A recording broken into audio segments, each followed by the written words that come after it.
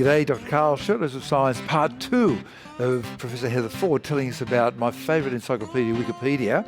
And part of the reason I love it to pieces is that I've been in love with the Antikythera object. You know that? The world's first computer made of brass rings 2,000 years ago, and we don't know who made it.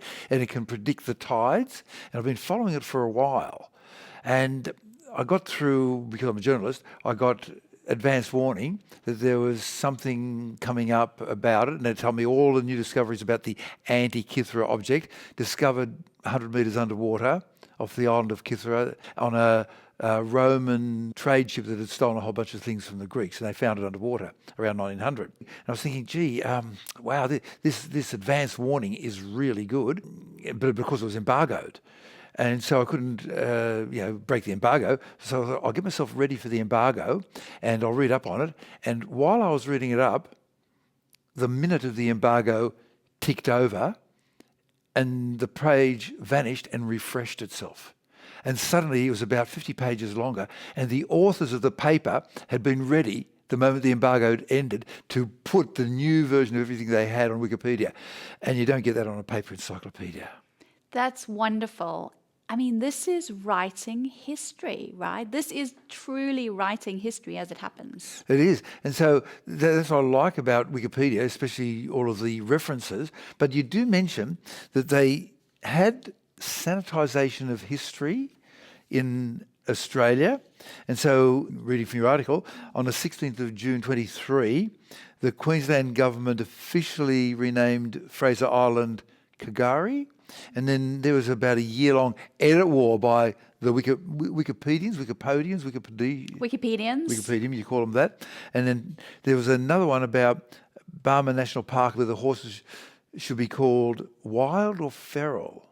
Well, what's the difference? Well, what was going on there? This was an insight by Dr. Michael Falk. And I loved what he thought about this because he studied this edit war. And what he thought was happening, what he saw happening in the discussion about this article was these two versions of Australian history that are really being debated on Wikipedia. And that's why it's such a wonderful window, right? Because those who see the Brumbies as wild are recognizing an Australia that has, where Brumbies came from the Europeans and recognizing European heritage. Those who see it as feral were associating it with the violence of colonization and all the bad things that had happened during colonization. So in some ways, this is a really great example, actually, of how on Wikipedia, people are really fighting out what it means to be Australian today, what these histories mean. And so it's not just whether it should be called wild or feral. This is really substantial stuff, the stuff of what makes Australia the nation it is today. Because wild implies trailblazing your own destiny, whereas feral means that you do bad things. Yes, and should be destroyed. Yeah, and so these are, for those who are not Australian, a Brumby is a horse that's gone off on its own without an owner, and we're talking about them going through a high-altitude national park on what we call the Great Dividing Range, but really because it's so mediocre, should we call the mediocre dividing range, or because it's not very high, only a couple of kilometres, and so, but it is damaging. The horses are damaging that sensitive landscape. And so some people say they should be removed. So there's a bit of a war about that. Yes, yeah. And in K'gari, the K'gari case, it's really interesting that the official name change happened, but it took a whole year for Wikipedia to change the name, the official name. Because they had an internal edit war? Well, they had a really contentious discussion about it. So what's really interesting there is that Wikipedia can be very quick on certain things, but is actually lagging behind on others. And so people that we spoke to in relation to these articles said that editing articles, especially where they were trying to offer the Indigenous Torres Strait Islander alternative place name, or like Kagari, where they needed to change the name, were just so contentious that it became really difficult to edit. It's not like editing, an article where there isn't this contentiousness, and that a lot of editors gave up editing. They stopped editing because it was just so hard. They had so many fights with people. They had to explain themselves so many times. And they either tended to, as a result, just move to non-contentious articles, so articles where there wasn't a lot of attention, or they stopped editing Wikipedia altogether. And that for us was the important finding, that it's really important that people are fulfilled when they're editing the encyclopedia, and that we need, especially experienced editors, to stay on board, because Wikipedia really relies on editors. Yeah, so you were mentioning at one stage that the editors are volunteers. I seem to remember reading a book about the origins of the OED, the Oxford English Dictionary, and wasn't one of the people who provided many words for it a surgeon who was living in what they called then a lunatic asylum because of various things they'd done in the past, and they provided so many entries. So there's nothing wrong with volunteers per se. But getting back to the Indigenous names, I would have thought that as an encyclopedia, which Wikipedia is, and is it a really big one? Is it like the largest encyclopedia on earth at the moment? It is, yes. Wow. And it's the 8th most visited website in the world. What? Yes. Wiki? Yes. Am I allowed to call it Wiki? People have a go at me for calling it Wiki. Is that People will have a go at you for why? I'm not allowed to shorten it in the Australian method? I think it's just because technically a wiki Is a net. is anything, right? Yeah. I mean, it is anything that is editable using a wiki kind of software, but Wikipedia is the special kind of Wikipedia. Okay, so I should call it Wikipedia. That goes against my Australian background of shortening everything down to one syllable. Right, so going back to it being an encyclopedia, Wikipedia being the 8th most visited site? Yes. Now, Wow. I don't know if people recognize how radical that is, because I looked again today on SimilarWeb and I saw that it's still at 8th place. All the other sites, you have sites are platforms, really. They are big commercial platforms where there are thousands of people working for them, with massive, massive amounts of money going in to support and maintain them. Wikipedia is really, really tiny in relation. So relatively super tiny. It has, millions of articles, but almost everything is produced by volunteers, and it has a relatively small staff in San Francisco and multiple chapters around the world, but they're all staffed by volunteers. So it is a really amazing feat to produce this public knowledge for everyone.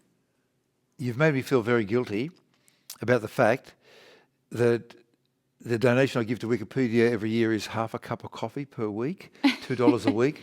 I'm giving $100. I should double it to at least 1 cup of coffee per week, because the value I get out of it is enormous. I should pay at least $200 a year. So I will do that. And you too, dear listener and reader, you should volunteer and give some money to Wikipedia. But getting back to the facts of the encyclopedia and the 8th most visited site on the web and the biggest encyclopedia on earth, I would have thought, as an encyclopedia, with every place name in Australia, it should say current name, brackets, early name, close brackets. No. Surely. No. What's so hard about that? I mean, that is part of the function of an encyclopedia, to give you an ongoing body of knowledge that reaches into the past, Exactly. into the future.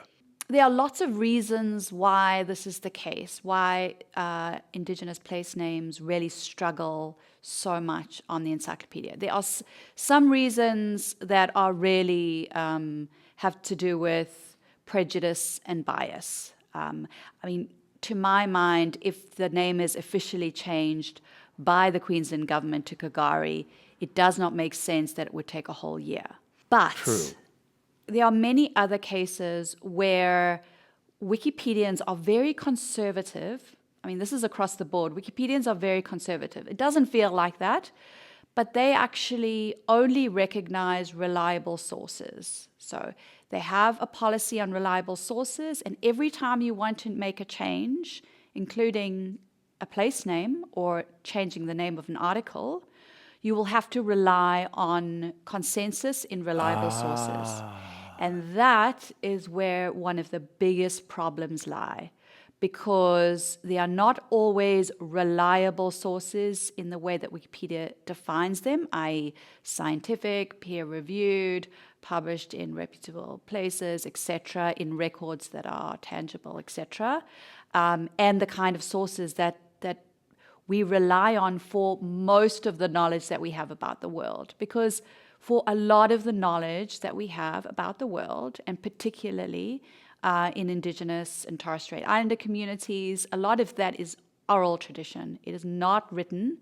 And when it is written, there might be disagreements among sources. Place is actually very differently described according to different perspectives. So place is very local from the Indigenous Torres Strait Islander perspective. For example, it might be very local, whereas these European products that we have, like encyclopedias, we're very global. We try and know everything about everything, right? And so we don't end up having really good sources, according to Wikipedia's definition of good sources and reliable sources. Okay, then let's dive then into the editors. I'm assuming wrongly that the editors would be a percentage mix of Australian humans, so many percentage male, female, Indigenous, Anglo, Asian origin. What's the makeup of the editors? Well, the problem is that we have very few demographic studies of Wikipedians. And so I always ask, please, Wikimedia Foundation, do more demographic studies of Wikipedians, because we have very, very old studies, but the studies that we have and what was reflected in our own interview cohort was only 14 interviewees.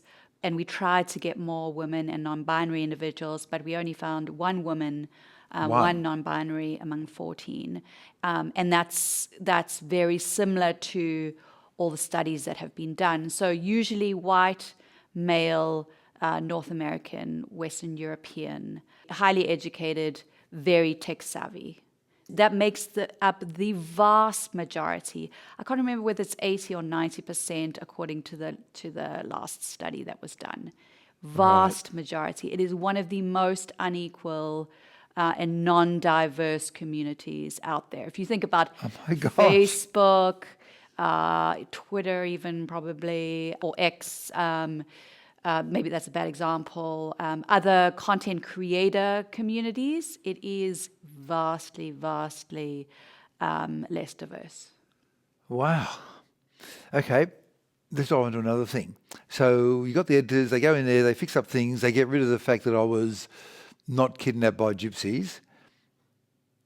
Is it true that the invention of the toaster by some person was there as a fake entry for 10 years? Yes. Tell me the story. I mean, surely we've been toasting this bread stuff for thousands of years, maybe on a stick over a fire, but tell me the story. Dr. Carl, it was something similar to what you did when you said, why don't you go and try and edit my page?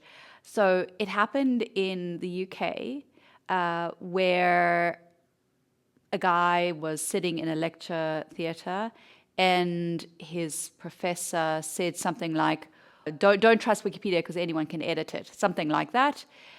He then proceeded to go and create a new entry about Alan McMaster, who he said was the inventor of the toaster, who was Scottish. Electric toaster, I'm guessing? Must be. Probably. Okay. Yeah, okay. This was pretty early days of Wikipedia. There's a great BBC article about the whole story. And he created this article about the inventor of the toaster. And this not only was sustained for a decade, other people found this information and then used it in other publications. There was even a coin, I think, one of the new Scottish coins, they considered putting the face of Alan McMaster on it. Thank goodness they found out that it was a hoax before they did that. But it was, something for Scottish people to be proud of because Alan McMaster was Scottish. Oh, my God. Now, as of sort of mid-25, it turns out that between 50 and 70% of everything you look for on the internet is generated by AI. And there are some reports saying that it could well rise to 90% by the end of 2025, beginning of 26. And people are calling this the dead web, where it's made up not by humans, just by bots chatting to each other. Where does Wikipedia fit into this? And would people who are the Wikipedia editors accidentally stumble across something in the dead web that was actually a lie, something that was just made up? Because the thing about the AIs is they want to please and they just make up stuff. They lie. Yes. Well, there's different opinions about this. I think that it's really problematic for Wikipedia and represents a real existential crisis for Wikipedia. There are What? people who disagree with me, yes. Take me through it. Well, I think that Wikipedians themselves don't seem to be that worried, which is interesting. Some of them are worried, but generally, Wikipedians have always been really excited about technology. And as I said before, they were one of the first to use AI. I mean, they've used modeling, machine learning for their bots, for example, for a very long time. And so I don't think they actually recognize how problematic this is. So, I mean, I've been watching this trend for the last 15 years or so, when Google, for example, was extracting facts from Wikipedia and representing them in its knowledge graph. Really? So those are the knowledge panels when you search for Dr. Carl, and it'll come up with your knowledge panel. It's like a fact box on the right-hand side of the page. A lot of those facts are extracted from Wikipedia, but very soon after that was started in 2012, when Google launched it, the links to Wikipedia started to disappear. Really? They didn't say from where they had got their information? Yes. Naughty. Yes. So often nowadays you'll see some of the facts have links to them, and some might go to Wikipedia, but the synthesized paragraph at the top, for example, often a lot of that has come from Wikipedia, but that is not linked to Wikipedia. And we were worried because of a few things. One is when people use these third-party sources that use Wikipedia data, and they don't know it's from Wikipedia, Wikipedia loses an opportunity for someone to edit, to improve it, and they also lose the opportunity for someone to donate to Wikipedia. Both of those things are absolutely essential to sustaining the project. It is reliant on volunteer editors and on donor funding. And so what's happened with AI, to be more specific, ChatGPT and generative AI tools that have been released to the public, is that we have that risk just exploded, where a lot of the content that's coming from Wikipedia Commons as well. Wikimedia Commons is a sister project of Wikipedia that's also hosted by the Wikimedia Foundation. They've seen massive doubling of their site visits to their sites. Probably because it's being used to train models. So on the one hand, you have a lot of third-party sites that are using Wikipedia and not giving back. But the other problem is the problem of model collapse. Now, I don't know if you've heard about model collapse. No, I know nothing. Okay. Well, what is this model collapse of which you Model speak? collapse is when Wikipedia, for example, is one of the primary data sources to train models, right? Without being paid for it too, I'd like to point out. Without being paid for it. So these models use Wikipedia data to improve, but then people use the models to improve Wikipedia. And the models, we know, often make errors, they hallucinate, and people don't recognize. That's the more important point. People think that they're so accurate and they don't. So that data then moves into Wikipedia, and then Wikipedia is used again to train the models. And what you have is a spiral effect where worse and worse data is coming into the models, and eventually the model collapses because it's gibberish, right? Yes. There is no good data left. Wow, this is why you say an existential crisis. Yes, but I should represent the other view. In the best spirit of Wikipedians. Yes, true. Another view not the only view, but another view is that if people come and bring errors into the encyclopedia with their edits, Wikipedians will deal with it like they always have. They will just look for the reliable source, and when they don't find them, they will revert the edit. Now, the problem that we're seeing that I would respond is that the volume of material, as you say, I mean, we don't even know. That's the other problem. Wikipedians tried in the early stages to make a rule that you couldn't add anything that was synthetic, that was generated by AI. But then they realized very soon that they couldn't make that rule because you don't even know. You actually don't know for sure, ever, whether content is synthetic, whether it has been generated by AI. You can make a prediction, but you don't know for sure. And so my worry is, well, one of my worries is that what will happen is that the more people use this bad synthetic data, the very fine balance that you have on Wikipedia between humans and machines is going to be upset.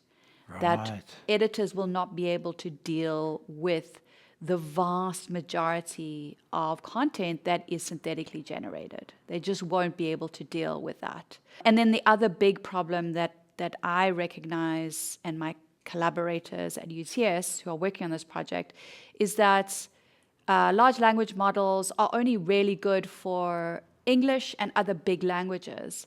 But Wikipedia is made up of, as I said, more than 300 languages. It is a project which is really trying to represent the sum of all human knowledge. And if you have a project that is using tools like generative AI tools so significantly, because they're using them as well, they're using them to write drafts and in authentic ways, you're also going to see a decline in these other languages because they just don't have the tools to use legitimately as well. So those are some of the risks that I hope don't happen, the scenarios that I hope don't happen, but they are risks. Wow. So the lesson is everybody should firstly make a donation, at least 1 cup of coffee per week to Wikipedia. That's $200 a year. But just before we wind up, what was your academic pathway rather than career pathway that led you here? What educational things did you do along the way? Well, I grew up in South Africa. My parents, I'm the first person to go to university in my family, actually. But I was always really curious. I wanted to be a journalist. So I started at Rhodes University doing a journalism and media degree. And then I started working for nonprofits in the democracy sector in South Africa, and then became really excited about the internet revolution. I graduated in 2000. And I went to Stanford University for a fellowship there. In the USA, in California? The US, yep. Yes. And went back and worked in the nonprofit sector. Then I realized I really just wanted to know more about the things that I was so actively proclaiming. I thought there were lots of research questions, things that we didn't really know that we were so adamant about as activists, internet activists, I called myself in the old days. And so I went back to university. I went to UC Berkeley, did my master's in information management and systems. So you got a master's degree in information Management and systems. Yep. That was the old library school at UC Berkeley. And then I went to the Oxford Internet Institute at Oxford University, and I did my doctorate in philosophy, PhD, in information communication and the social sciences. Wow, what year was that? I graduated in 2015. Because 2009 was when computers and phones got married and social media began to take off around 2009, 2010. And so shortly after that, you had enough data to... Wow, okay. And then how did you end up in Australia? So I met a man. Ah. Yes. I was working at Leeds University, and I came to a conference at Queensland, at QUT, a digital methods conference, and my husband, who was doing his PhD here, but he's Sicilian, Italian, we met, and so I applied for jobs here, and I applied at the right time because universities were booming, and I worked at UNSW with wonderful colleagues before I moved to UTS. And so just as we finish up, how can people follow you and your fine work, and perhaps do you take on students for PhDs? Definitely. I'm taking on students, and actually I have a scholarship coming up for a student to work on my future fellowship project, which is all about public AI literacy in Australia. So how can they get this scholarship and work with So you? they can email me, heather.ford@uts.edu.au, and my website is hblog.org, and LinkedIn is where I post the most things, so they can follow me there too. Oh, thank you for telling me more about the encyclopedia that I love to pieces. And by the way, donate a cup of coffee per week. You'll do good for the world. Thank you very much, Thank Professor you, Heather. Dr. Carl. Thanks for having me. Thank you. Shirtloads of Science is washed, spun and aired by the University of Sydney.